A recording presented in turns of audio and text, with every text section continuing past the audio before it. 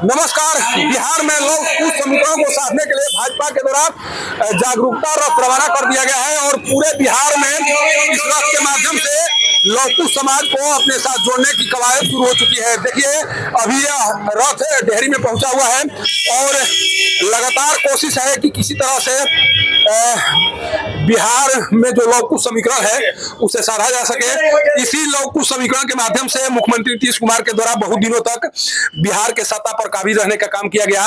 एक बार फिर भाजपा के द्वारा जो कोशिश है कि किसी तरह से इस समाज को एक साथ लाया जा सके। हमारे साथ अभी जेपी वर्मा जी हैं। सर, जिस तरह से रथ लेकर आप लोग पूरे बिहार में भ्रमण कर रहे हैं, इस रथ के माध्यम से क्या बताने की कोशिश हो रही है?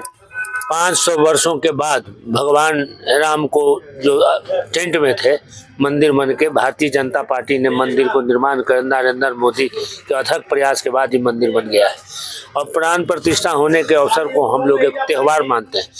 हिंदुओं के जो है एक पवित्र स्थल है और यह ऋषि मुनियों का देश है। भारतीय संस्कृति की रक्षा करने वाला अगर कोई व्यक्ति है तो नरेंद्र मोदी। हम ये रथ को निकाल कर पूरे बिहार की जनता को संदेश देना चाहते हैं कि भारतीय संस्कृति की रक्षा के लिए भगवान रामचंद्र के प्राण की प्रतिष्ठा में शामिल हो, त्यौहार मनाएं, दीप जलाएं, दिवाली बनाएं और इसी के संदेश दे रहे हैं और सबको मैं अयोध्या चलने के आग्रह कर रहा हूँ।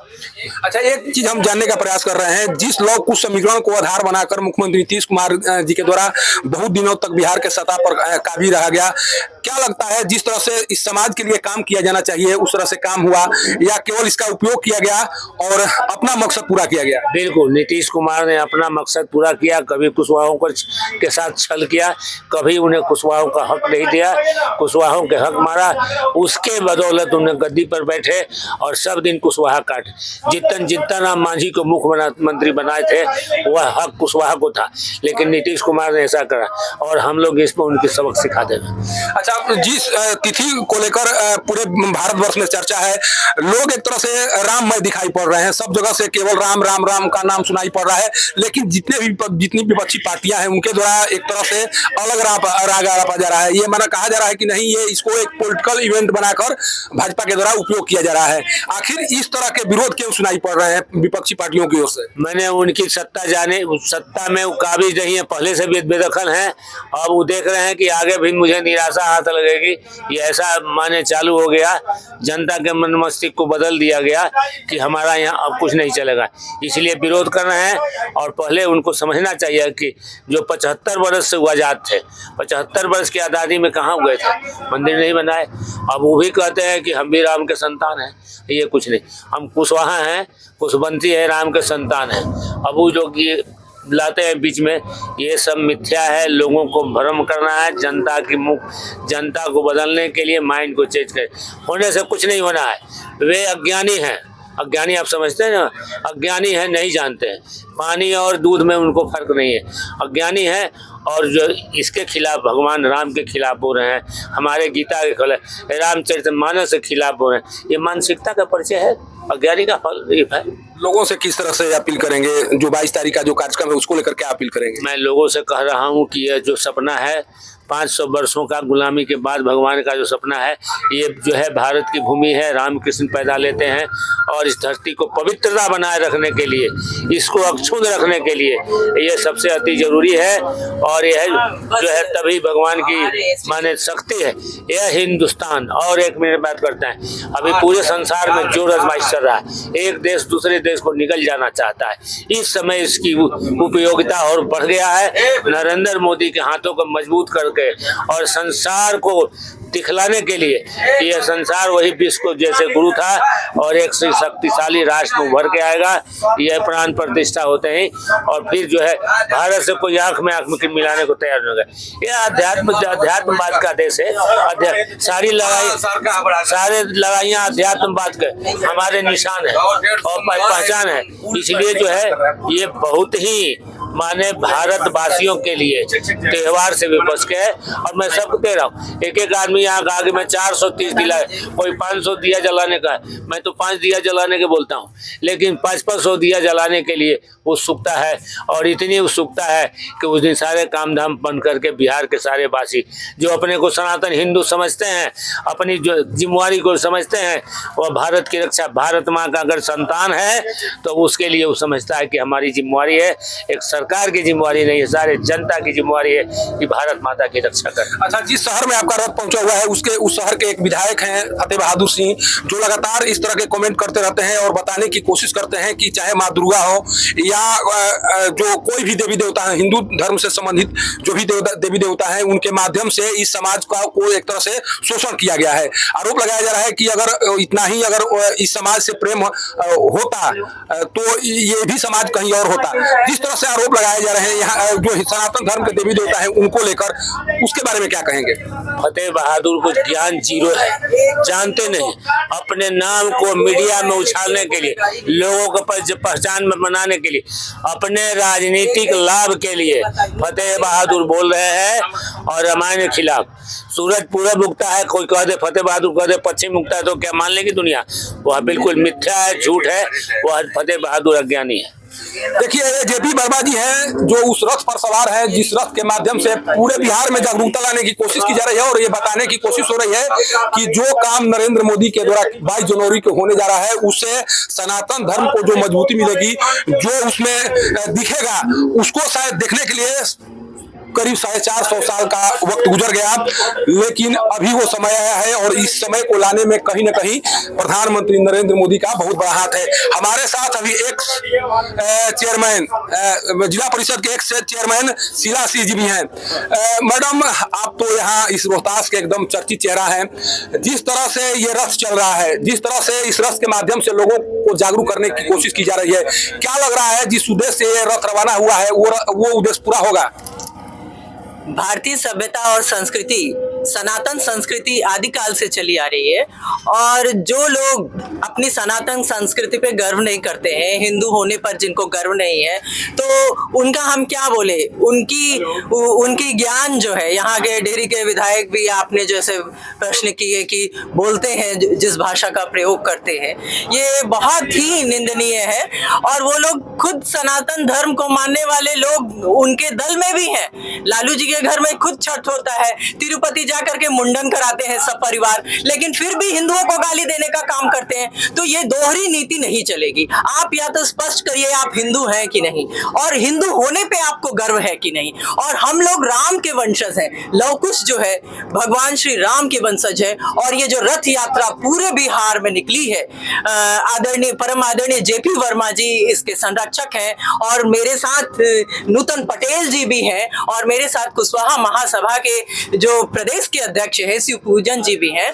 और हम लोग सब लोग मिल करके इस रथ यात्रा में इतना उत्साह देख रहे हैं। लौह कुश समाज तो जुड़ा है ही, उसके साथ पूरा अन्य समाज भी जुड़ रहा है और पूरा देश, पूरा बिहार राममय हो गया है। और जय श्री राम का जो नारा है वो घर घर में गूंज रहा है, जो आप देख रहे हैं। और इसके विपरीत जो विपक्षी बोल रहे हैं, तो उनकी बोलती तो खुद जनता बंद करेगी और आने वाले समय में बंद करेगी। अभी वर्तमान समय में जो आप देख रहे हैं, जो लोग भी विरोधी हैं, वो अपनी राजनीतिक रोटी सेकने के लिए, मुस्लिम तुष्टीकरण करने के लिए ये लोग अपना बोल रहे हैं, लेकिन उनके घर में भी हिंदू धर्म को माना जाता है, छठ पूजा किया जाता है, तिरुपति बालाजी जाया जाता है, दर्शन किया जाता है, लेकिन फिर भी उसको ओपनली बोल नहीं सकते। हम हिंदू हैं और हिंदू होने पे हमें गर्व है, ये कहने में हमें कहीं कोई संकोच नहीं है। हम हिंदुस्तानी हैं, हम श्री राम के वंशज हैं और वर्षों के लंबे इंतजार के बाद प्रभु श्री राम अयोध्या में स्थापित हो पा रहे हैं। ये हमारे देश के यशस्वी प्रधानमंत्री भाई नरेंद्र मोदी जी को इसका क्रेडिट जाता है, जिन्होंने पूरे हिंदुस्तान को एकत्रित कर लिया है और एक राममय बना दिया है। ये पूरा समा बन गया है राममय। कुशवाहा समाज के दो बड़े नेता मान लीजिए आप भी हैं, उधर फतेह बहादुर सिंह हैं, जिस तरह से बयान आ रहे हैं उसको लेकर, चूंकि रोहतास कुशवाहा बहुल क्षेत्र माना जाता है, कुशवाहा समाज के लोग एक तरह से दुविधा में पड़े हुए हैं, कौन सही है कौन गलत है। आप क्या बताने की कोशिश करेंगी, फतेह बहादुर सिंह का जो विजन है वो कुशवाहा समाज के लिए सही है या कुशवाहा समाज को दिग्भ्रमित करने में लगे हुए हैं वो? मेरा उनसे यही आग्रह है कि वो कृपया अपनी सभ्यता और संस्कृति जो है उससे जुड़ने का प्रयास करें। आप जिस देश में रहते हैं उस देश की सभ्यता और संस्कृति को समझने का कोशिश करें, और जो 4 अक्षर की किताबें जो दूसरे लोग लिखे हैं हिंदू धर्म के विरोध में, या अन्य धर्मों को आप जो है इज्जत देते हैं और अपने हिंदू धर्म को अपमानित करते हैं, तो ये कभी भी न्यायोचित नहीं है। हम किसी धर्म का विरोध नहीं करते हैं, लेकिन हम सनातन है, हम हिंदू हैं और इस पे हमें गर्व है। और प्रभु श्री राम जो है हमारे वंशज है, और प्रभु श्री राम जब घर आ रहे हैं तो एक उत्सव का माहौल है, हर्ष का माहौल है और उत्साह है लोगों में, जो कि आपको देखने को मिल रहा है। ये रथ जहां जहां से गुजर रहा है, लोग इतने उत्साह से स्वागत कर रहे हैं इस रथ को देख करके। प्रभु श्री राम हमारे घर आए हैं, ऐसा बच्चा बच्चा बोल रहा है हिंदुस्तान का। मैडम, एक नाम की, आपकी नाम की चर्चा चुनाव को लेकर यहाँ पर हो रही है, रोहतास जिले में हो रही है, और लोग जानने का प्रयास कर रहे हैं कि शीला जी कहां से चुनाव लड़ने वाली है। कारण कि जिस तरह से यहाँ पर चर्चा हो रही है कि हो सकता है कि उन्हें भाजपा के द्वारा सासाराम से भी उम्मीदवार बनाया जा सकता है। आपके लिए अगर मान लीजिए भाजपा की ओर से अगर ऑफर आता है तो 7 विधानसभा में सबसे सेफ जोन कहाँ रहेगा आपके लिए? अभी हम अयोध्या में प्रभु श्री राम की जो है प्राण प्रतिष्ठा, उसको हम देख रहे हैं। घर घर सबसे मेरा आग्रह है कि मंदिर की सफाई करें आप लोग, और प्रभु श्री राममय हो जाए। दीपोत्सव मने 22 तारीख को, अभी हम उस काम में लगे हैं। और चुनाव की बात जब आप कर रहे हैं तो ऐसा नहीं है, भारतीय जनता पार्टी अगर मुझे टिकट देती है, जिस भी सीट से टिकट देती है, मैं चुनाव लड़ूंगी। अगर नहीं मिलता है तो भी मैं एक कार्यकर्ता के रूप में, मैं महिला मोर्चा की उपाध्यक्ष हूँ, मैं भारतीय जनता पार्टी की सेवा करूंगी और आजीवन भारतीय जनता पार्टी में बनी रहूंगी, क्योंकि भारतीय जनता पार्टी ही एक ऐसी पार्टी है जो महिलाओं को सम्मान देती है और भारतीय सभ्यता और संस्कृति से हमें जोड़ के रखना सिखाती है। यही वो शीला सिंह जी हैं जिनके कार्यकाल को लोगों ने चेयरपर्सन के तौर पर देखा है, और जिस तरह से इनके द्वारा कार्य किया गया है उस कार्य की यादें अभी भी लोगों की जेहन में जुड़ी हुई हैं। हमारे साथ कुछ और लोग हैं। सर, आप भी इस रथ पर सवार हैं, नूतन पटेल जी हैं, क्या मैसेज दिया जा रहा है? जो अभी स्थिति बनी हुई है बिहार में, जिस तरह से राम मंदिर को लेकर कमेंट्स आ रहे हैं, उस स्थिति में आप लोग क्या बताने की कोशिश कर रहे हैं? हम एक ही बात कहेंगे, प्रभु श्री राम आज के नहीं है, इनकी महत्ता त्रेता युग में प्रभु श्री राम नायक थे, द्वापर में नायक कृष्ण थे, दोनों विष्णु के अवतार हुए। अब त्रेता युग में जिनका प्रभु राम का जो कृति था उसको कलयुग में भी पूजनीय हो रहा है। कलयुग में लोग उस नाम को जप रहे हैं, तो उपेक्षा करने वाला व्यक्ति, जो क्या नाम बताया आप यहाँ के विधायक? फतेह बहादुर सिंह। कितना फतेह बहादुर आएंगे, कितना फतेह बहादुर जाएंगे? इस नाम के प्रासंगिकता को हम लोगों से यही कहेंगे कि राम तत्व को अपने अंदर अंगीकार कीजिए। जब राम तत्व को आप अंगीकार कीजिएगा तो सब चीज आपको स्पष्ट दिखने लगेगा, आपका सोच बदल जाएगा, आपका विचार बदल जाएगा। अब प्रभु श्री रामचंद्र भगवान, श्री कृष्ण भगवान, इनकी प्रासंगिकता जब तक धरती है तब तक रहेगी। चीज समझ लीजिए जो मैं कहा, जब तक धरती है तब तक रहेगी। इसलिए हम लोग लौकुश रथ जब लेके चले थे 2 जनवरी को बीजेपी प्रदेश कार्यालय से, आदरणीय सम्राट चौधरी जी जो इसका हरी झंडी दिखाकर जो रवानगी किए थे रथ के, तो अपने समाज, लौकुश समाज में जहां कहीं भी हम गए, सभी लोग यही कहे कि बहुत अच्छा कार्य कर रहे हैं। इस समाज के इतिहास का नवीनीकरण आप प्रधानमंत्री जी कर रहे हैं, अब उसका आप वाहक बने हैं। समाज में ये मैसेज लेके आ रहे हैं कि हम लोग लौकुश का वंशज हैं, हम लोग हमारे आराध्य देव प्रभु राम हैं, हम हमारे वो पूर्वज हैं, और लव कुश जिनका जन्म स्थली वाल्मीकि नगर है, माँ सीता का पुराना धाम है, बिहार से जुड़ा हुआ इतिहास है, तो हमारा ये कर्तव्य बन रहा था, इस समाज का ये कर्तव्य बन रहा था। उस कर्तव्य का निर्वहन करने के लिए आदरणीय जेपी वर्मा साहब, नूतन पटेल, शिवपूजन सहाय और भी रथ के कई एक साथी अगर निकल रहे हैं इस कर्तव्य को पूरा करने के लिए, तो ये फतेह बहादुर जैसा व्यक्ति क्या, उसका क्या होगा जी? उस व्यक्ति के अंदर क्या सोच है बताइए। अब देखिए, अब राजनीति के बात पूछ दिए तो एगो चीज और बता देते हैं।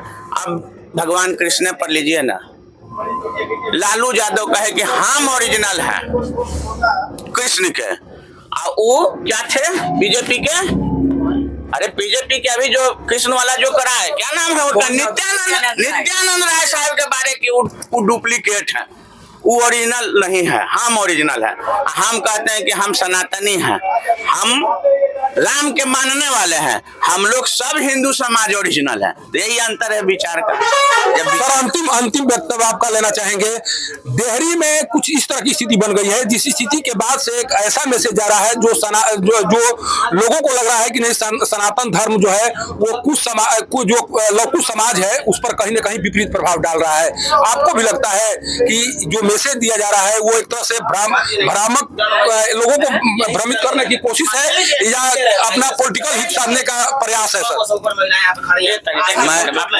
मैं बता दूं, यह बात जो आ रही है, भ्रमित करने की जो बात है, यह भ्रमित करने की बात नहीं है।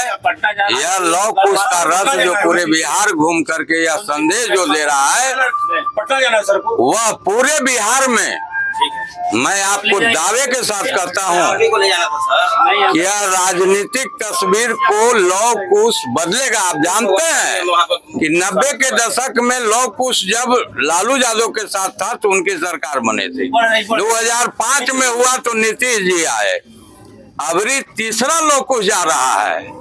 अबरी भाजपा का सरकार निश्चित रूप से बिहार में संकल्पित है, इसको आप भी मान लीजिए। और बिहार वासियों से मैं यह कहना चाहता हूं कि यह इस मिशन को और इस सामाजिक एकता को बरकरार रखें। आने वाला दिन में जो है यही सामाजिक एकता आपको आगे बढ़ाएगा।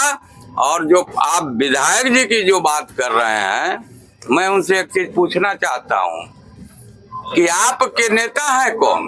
लालू यादव, तेजस्वी यादव, तेज प्रताप यादव। तो तेज प्रताप कभी मथुरा जाते हैं, बांसुरी बजाते हैं, कृष्ण बनते हैं, उनको कहने की हिम्मत नहीं है। समाज को कहने की हिम्मत है जो समाज हमारा राम के फेर में नास्तिक हो गया। अरे भैया, नास्तिक तो आप हैं। आपका नेता जो है धार्मिक कार्य कर रहा है, पूजा कर रहा है, अर्घ दे रहा है, उसको कहने की हिम्मत नहीं है ये बात। और कुशवाहा समाज को कहने की हिम्मत है, जो जेपी वर्मा साहब ही कर रहे हैं, शिवपूजन साहब ही कर रहे हैं। यह लव कुश जो है ये अच्छी है, अफवाह है, समाज को भ्रमित कर रहा है, ये कहने के लिए आपके पास सवाल है। मैं आपसे पूछता हूँ कि अगर आप में एक ठोप भी अगर राजनीतिक का हिम्मत है तो तेज प्रताप को जाके कहिए कि कृष्ण मत बनो, मथुरा मत जाओ, राबड़ी देवी को कहिए कि वह छठ न करे, लालू यादव को जाके कहिए कि अर्घ दूध का मत दे। तब मैं जानूंगा और तब जो है आपका मैं गुलामी करूंगा। अब आने वाला दिन आपको बता देगा।